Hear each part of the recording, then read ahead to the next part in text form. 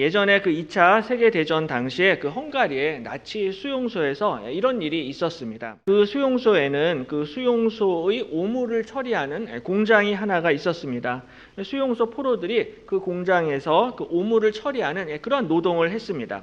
근데 어느 날 연합군이 그 오물 공장을 폭격을 해서 그 공장이 완전히 잿더미가 됐습니다. 그래서 공장은 더 이상 제 기능을 하지를 못했고 포로들은 더 이상 할 일이 없어졌습니다. 그러자 이 독일 나치 군인들이 이 포로들에게 그 파편과 쓰레기를 한쪽 옆으로 치우라는 그런 일을 시켰습니다. 그런데 그 다음 날에는 또 그 쓰레기를 원래 자리로 갖다 놓으라라고 또 그렇게 명령을 했습니다.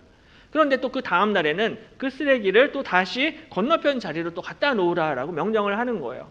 그리고 또 그 다음 날에는 또 원래 제자리로 갖다 놓으라라고 이렇게 명령을 합니다. 이렇게 매일 똑같은 일을 반복해서 하도록 이 나치 군인들이 포로들한테 그렇게 시키고 명령을 했습니다. 우리나라에서는 이제 이런 일들 이제 똥개 훈련 시킨다라고 그렇게 이야기를 하는데요. 계속 이런 똑같은 일들을 반복을 하다 보니까는 이 점점 폭발하는 포로들이 생기기 시작했습니다. 그래서 나중에는 죽기를 작정하고 이 나치 군인들에게 달려드는 포로들도 있었다라고 합니다.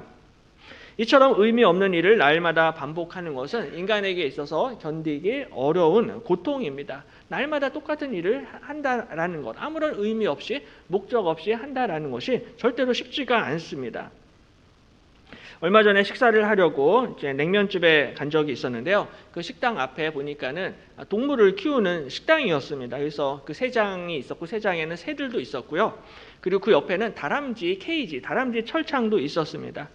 다람쥐 철창을 보니까는 그 철창 크기가 가로 세로 높이가 한 50cm 정도 되는 그런 좁은 케이지 안에 다람쥐가 있었습니다. 근데 이 다람쥐가 쉬지 않고 계속 움직여요. 계속 위로 올라갔다가 내려갔다가 올라갔다가 내려갔다가 계속 반복을 했습니다. 새들은 보통 새장 안에 그냥 가만히 앉아 있잖아요. 근데 다람쥐는 쉴 새 없이 움직입니다.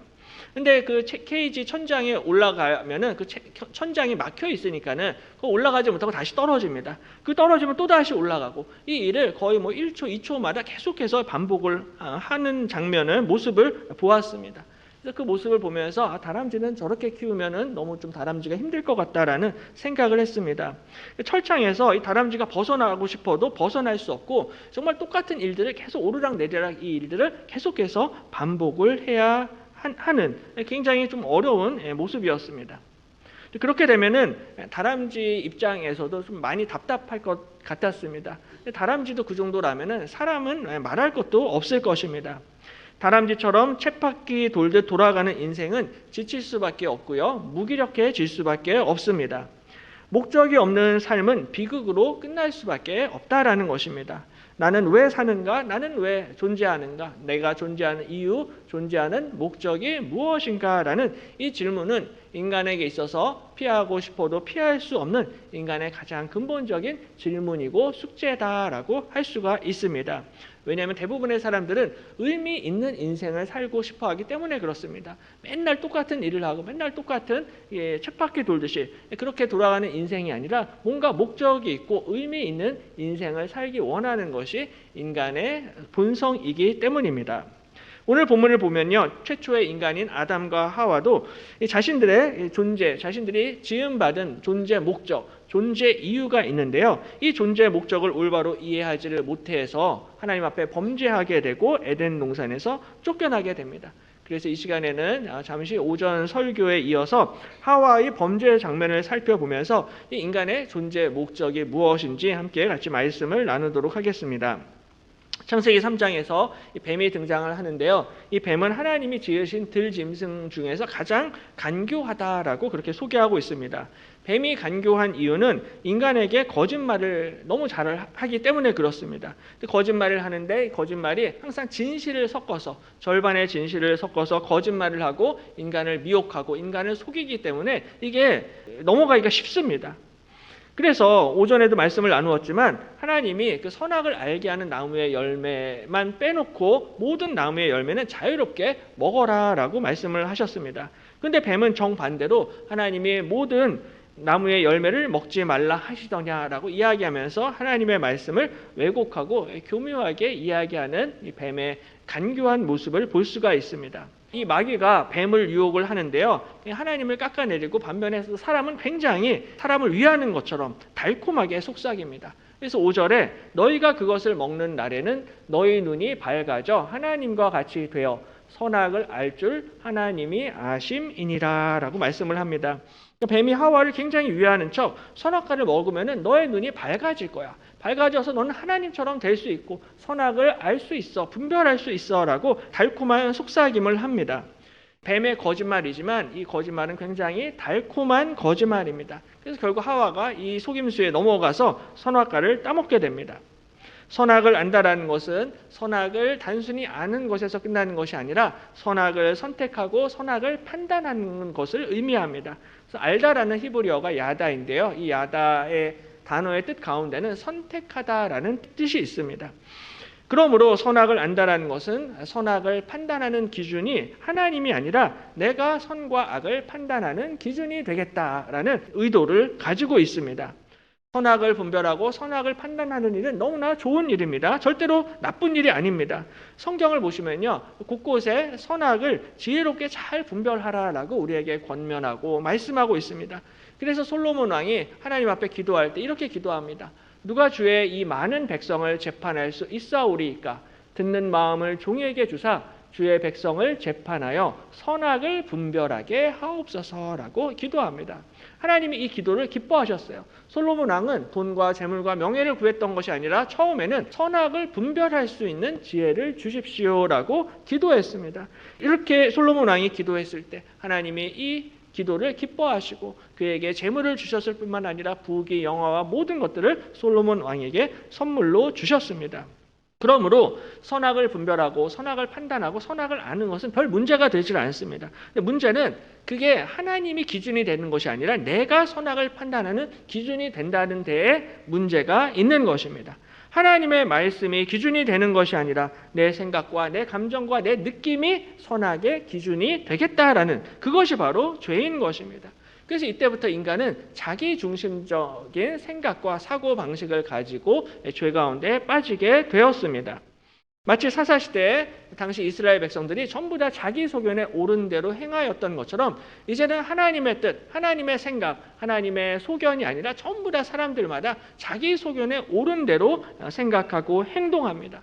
그래서 창세기 3장 다음에 4장을 보시면요, 가인이 등장을 하는데 가인이 동생 아벨을 열받아서 그냥 자기 마음대로 쳐 죽여버립니다. 내가 열받으면 동생도 죽여버리겠다라는 거예요. 창세기 4장에 라멕이라는 사람이 등장을 합니다. 그런데 이 라멕도 사람들한테 상처를 많이 받은 사람입니다. 근데 본인이 상처를 받으면은 나에게 상처 준 사람을 또 라멕도 너무나 쉽게 금방 죽여버립니다. 그러니까는 하나님의 말씀보다 내 생각과 내 감정과 내 느낌이 더 중요해지는 이러한 인간의 죄의 모습을 보여주고 있는 것입니다. 마귀는 끊임없이 이 부분을 자극하고 이것을 통해서 인간을 유혹하고 인간을 무너뜨리려고 하고 있습니다. 변함없는 마귀의 전략입니다. 그래서 마귀가 가장 많이 하는 말이 네가 가장 소중한 존재야. 너는 그냥 네 감정에만 충실하면 돼. 내 인생은 나의 것이다. 뭐 이런 이야기를 굉장히 많이 합니다. 그러니까 내가 제일 중요하다. 내 기분과 내 감정과 내 생각이 제일 중요하다라는 거예요. 네가 만물의 기준이 된다는 것입니다. 사람의 기준이 된다라는 거예요. 세상의 문화도 전부 다 철저히 인간 중심으로 돌아가고 있습니다. 세상 문화의 주인공은 사람입니다. TV를 봐도 유튜브를 봐도 인터넷을 봐도 끊임없이 인간을 높이고 인간을 자랑하고 인간을 내세우는 것을 볼 수가 있습니다. 때로는 정치인이 높임을 받을 때가 있고요. 때로는 연예인이 높임을 받을 때도 있고 때로는 스포츠 스타가 높임을 받을 때가 있습니다. 그러니까 인간이 세상의 희망이고 인간이 세상을 변화시킬 수 있다라는 이런 말들을 끊임없이 광고하고 설득하고 있습니다. 물론 인간은 훌륭합니다. 훌륭하고 꽃보다 아름다운 것이 인간입니다. 왜냐하면 인간은 하나님의 형상대로 창조되었기 때문입니다. 하나님의 이미지를 가지고 있어서 하나님의 뜻대로 얼마든지 문화와 문명을 발전시키고 창조할 수 있는 능력을 가지고 있습니다. 하나님이 그만큼 사람을 사랑하시고 그만큼 하나님께서 사람에게 복을 주셨던 것입니다. 하지만 문제는 인간은 하나님의 형상이긴 하지만 하나님은 아니다라는 거예요. 하나님의 이미지를 가지고 있지만 하나님, 당신, 조물주가 될 수는 없다는 것입니다. 근데 문제는 이 인간의 문화와 문명 가운데 정말로 이 문화와 문명을 만들도록 허락하신 하나님을 쏙 빼버렸다라는 데 문제가 있다라는 거예요. 인간에게 정말 그러한 재능과 힘과 지혜를 주신 분이 우리 하나님이신데 하나님에 대해서는 전혀 이야기를 하지를 않습니다. 사람에게 이러한 큰 놀라운 축복과 선물을 주신 하나님을 찬양하고 경배하고 영광을 돌리기는커녕 인간은 하나님을 외면하고 오히려 하나님을 향하여서 도전하고 하나님을 피하고 대신 세상에 썩어질 우상을 섬기는 어리석은 인간들의 모습을 볼 수가 있습니다. 에덴 동산에서 추방된 이후로 그 생각이 허망하여지며 미련한 마음이 어두워졌다라고 말씀을 합니다. 그래서 로마서에서는 스스로 지혜 있다 하나 어리석게 되어 썩어지지 아니하는 하나님의 영광을 썩어질 사람과 새와 짐승과 기어다니는 동물 모양의 우상으로 바꾸었다라고 말씀합니다. 이제는 스스로 너무나 어리석게 되어서 하나님이 아니라 세상에 썩어질 우상과 동물을 숭배하는 존재로 전락이 되었다라는 것입니다. 하나님을 떠나서 생명을 잃어버린 죽을 수밖에 없는 존재로 전락하게 되었습니다. 이 모든 것이 죄의 결과인 것입니다. 아담의 죄로 말미암아 모든 인간은 하나님의 영광에 이르지 못하였고 죽을 수밖에 없는 처지가 되었습니다. 여기까지만 보면은 참 사람에게 소망이 없다라고 생각을 할 수가 있는데 정말 인간이 이렇게 살다 죽어야만 되는 존재 같은데 하나님께서는 이런 인간들을 외면하지 아니하시고 우리를 불쌍히 여기셔서 하나님의 아들을 이 땅에 보내주셨습니다. 로마서 1장에 이 복음은 하나님이 선지자들을 통하여 그의 아들에 관하여 성경에 미리 약속하신 것이라. 그의 아들에 관하여 말하면 육신으로는 다윗의 혈통에서 나셨고 성결의 영으로는 죽은 자들 가운데서 부활하사 능력으로 하나님의 아들로 선포되셨으니 곧 우리 주 예수 그리스도시니라 라고 말씀하고 있습니다. 하나님께서는 구약 성경에서 수많은 여러 선지자들을 통하여서 하나님의 아들에 관하여 미리 약속하셨습니다. 그리고 그 아들이 2000년 전에 유다 베들레헴 땅에 실제로 태어나셨습니다. 다윗의 혈통으로 이 땅에 오셨고 저와 여러분의 죄를 대신 담당하시고 십자가에 못 박혀 죽으셨습니다. 그것으로 끝나는 것이 아니라 부활하사 능력으로 하나님의 아들로 선포되셨다라고 말씀하십니다. 성결의 영, 성령으로 우리 주님께서 부활하셨습니다. 바로 그분이 우리 주 예수 그리스도이신 것입니다.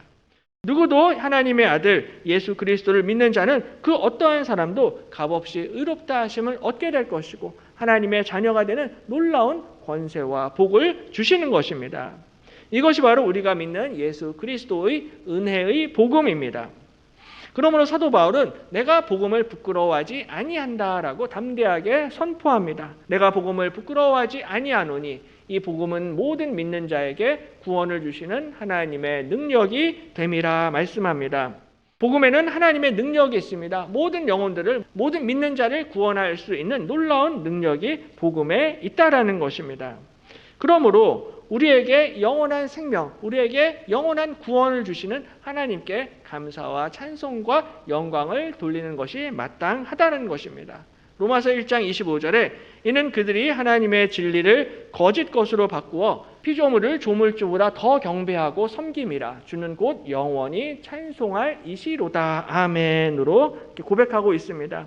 세상 사람들은 끊임없이 이 조물주보다 피조물을 더 섬기고 우상을 섬기고 숭배하고 있지만 사도 바울은 끊임없이 하나님께 감사와 찬송과 영광을 올려드리고 있습니다. 왜냐하면 우리 하나님께서 영광 받으시기에 합당하신 영원한 창조주 하나님이시기 때문입니다. 그래서 끊임없이 하나님께 찬송과 영광과 경배를 올려드리고 있는 것입니다. 아브라함도 마찬가지입니다. 로마서 4장 19절에 그가 100세나 되어 자기 몸이 죽은 것 같고 사라의 태가 죽은 것 같음을 알고도 믿음이 약하여지지 아니하고 믿음이 없어 하나님의 약속을 의심하지 않고 믿음으로 견고하여져서 하나님께 영광을 돌리며 라고 말씀을 합니다. 아브라함도 결국에는 하나님께 영광을 돌렸다라고 말씀을 합니다. 100세가 되어서 더 이상 아기를 낳을 수 없는 아브라함도 그렇고 아내인 사라도 몸이 죽은 것과 같았습니다.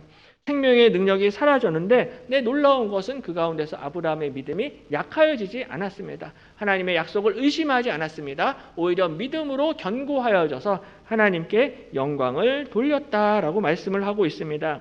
왜냐하면 아브라함은 생명을 주시는 하나님의 능력을 믿었기 때문입니다. 하나님 안에 영원한 생명, 부활의 능력이 있다는 것을 아브라함이 믿었기 때문입니다. 그러므로 하나님 아버지께 영광을 돌렸느니라 라고 말씀을 합니다. 우리 하나님만이 영광과 존귀와 찬양을 받으실 하나님이신 줄로 믿습니다. 이 믿음이 있었기 때문에 아브라함은 하나님께 영광을 올려드렸던 것입니다. 아브라함의 믿음도 중요하고요. 아브라함의 믿음에 대해서 많이 이야기를 하지만 아브라함의 믿음은 믿음으로 끝난 것이 아니라 아브라함의 믿음은 하나님께 감사와 찬송과 영광을 올려드리는 것입니다. 그러므로 참된 믿음의 열매는 하나님을 예배하고 하나님께 찬송과 경배를 올려드리는 것입니다. 그런 의미에서 오늘 맥주 감사주일을 우리가 기념하면서 오늘 특별히 연합성가대와 글로리아 합주단에서 이 귀한 찬양을 준비를 하셨는데요. 정말로 우리의 모든 믿음은 결국에는 찬양으로, 결국에는 경배와 예배로 이어져야 한다는 것입니다. 마귀의 목표는 끊임없이 우리의 찬송과 경배를 방해하는 것입니다. 옆에서 계속 속삭여요. 인간아, 넌 언제까지 하나님 아래 있을 거야? 이제 너도 하나님이 되어야지. 너도 하나님처럼 선악을 아는 지식을 가져봐야지. 넌 충분히 자격이 있고 얼마든지 될 수 있어. 내가 도와줄게. 내 말대로만 해. 이런 식으로 계속해서 마귀가 우리를 유혹하고 속삭입니다. 이 말이 너무 달콤하니까는 이 말이 사실인 줄로 알고 그냥 마귀의 속임수에 넘어가는 사람들이 너무나 많다라는 것입니다. 사실은 나를 만드시고 나를 사랑하시고 나를 구원하신 분이 하나님이신데 나를 낳으시고 길러주신 아버지를 버리고 유괴범의 이 속삭임에 속아 넘어가지고 이 마귀를 따라 죄 가운데 빠져가는 것입니다. 하나님을 몰라보고 하나님과 같아지고자 하고 내가 그 하나님의 자리를 차지해 보겠다라고 끊임없이 바벨탑을 쌓아 올려가고 있는 인간의 어리석은 모습입니다. 넘지 말아야 할 선을 넘고 하나님 앞에 범죄하게 되는 것입니다. 하나님이 우리를 너무나 사랑하시고 우리가 정말 자유로운 하나님의 자녀들이고 백성이지만 우리가 넘지 말아야 할 선이 있다라는 거예요. 부모 자식 간에 너무나 친하지만 자식들은 부모님께 넘지 말아야 할 선이 있습니다. 스승과 제자 너무나 좋은 관계이지만 그 스승과 제자 사이에도 제자들이 넘지 말아야 할 선은 반드시 있다라는 것입니다. 아담과 하와에게도 그러한 선을 정해 주셨는데 아담과 하와는 이 선을 넘었습니다. 자기들 마음대로 선악과를 따먹고 하나님 앞에 범죄했습니다. 너도 하나님처럼 될 수 있어. 이 거짓말에 속아가지고 하나님 앞에 범죄했던 것입니다. 그러므로 우리가 이 마귀의 거짓말을 대적하기 위해서는 우리의 존재 목적을 다시 한번 생각해보고 기억해야 한다는 것입니다. 하나님이 우리를 창조하신 이유가 무엇입니까? 하나님이 우리를 여수 제일교회로 불러주신 이유가 무엇입니까? 우리가 맥주 감사주일을 기념하며 찬양하는 이유가 무엇입니까? 무조건 돈 많이 벌고 출세하라고 우리를 부르신 것이 아니다라는 거예요. 취직해서 돈을 많이 벌고 성공하는 일은 물론 너무나 중요하고 소중한 축복입니다. 하지만 단지 우리가 이 세상에서 높아지고 더 높아져서 하나님처럼 되라고 우리를 부르신 게 아니다라는 거예요. 하나님이 정하신 선을 넘으라고 우리를 창조하신 것이 아니다라는 것입니다. 우리 하나님은 하나님의 영광을 위해서 저와 여러분을 창조하신 줄로 믿습니다. 이사야서 43장에 이 백성은 내가 나를 위하여 지었나니 나를 찬송하게 하려 함이니라 말씀합니다. 바로 인간은 하나님을 예배하기 위해서 지음받았습니다. 하나님을 찬송하기 위해서 지음받았습니다. 하나님께 영광을 올려드리기 위해서 창조된 줄로 믿습니다. 우리가 하나님을 예배하고 찬양할 때 우리 하나님께서 홀로 영광을 받으실 줄로 믿습니다. 이것이 바로 인간의 존재 이유이고 우리의 인생의 목적입니다. 다람쥐 쳇바퀴 도는 그런 인생이 아니라 우리의 존재 목적이 분명히 있다라는 것입니다. 그래서 우리가 바쁘고 힘들고 더운 가운데에서도 주일마다 수요일마다 새벽마다 기도하고 예배를 드리는 이유가 여기에 있습니다.